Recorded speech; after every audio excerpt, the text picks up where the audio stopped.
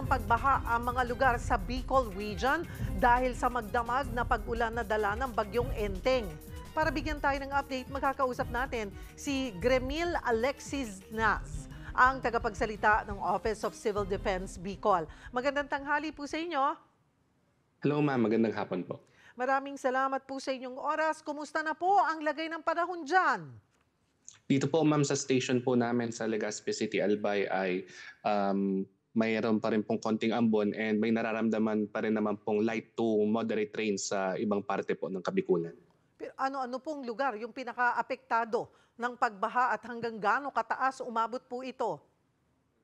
Dito po sa Bicol Region, may mga reports po from Albay, Camarines Sur and Sorsogon, and ang may pinakamarami pong naiulat na flooding incident ay dito po sa Naga City, na kung saan po may mga parts po na umabot po hanggang leeg yung iba pong mga pagbaha po. Mhm. Normal po bang umaabot hanggang leeg ang baha po dyan, lalo na sa Naga?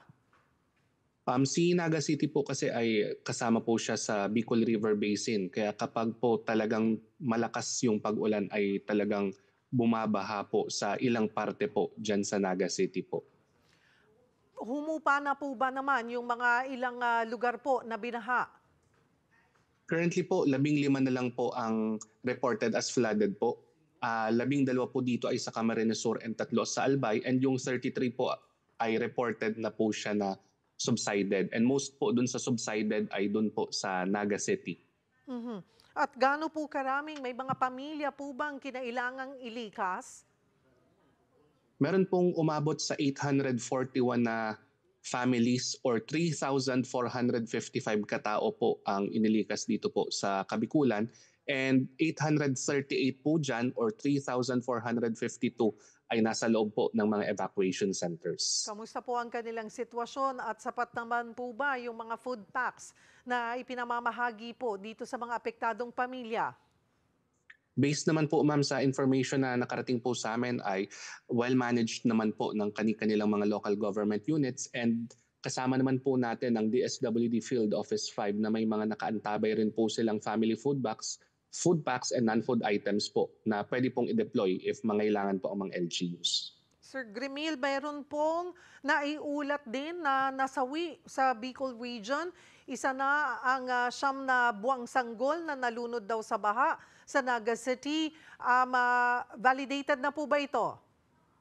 Sa ngayon po ma'am, wala pa pong validated report po na nakakarating po sa amin, pero ito po ay napagbigay alam na po sa aming opisina. Hinihintay lang po namin ma'am yung latest report po, official report about this incident ma'am. Ano na lamang sinasabi po ng pag-asa ay posibleng manatili po yung ganitong sama ng panahon.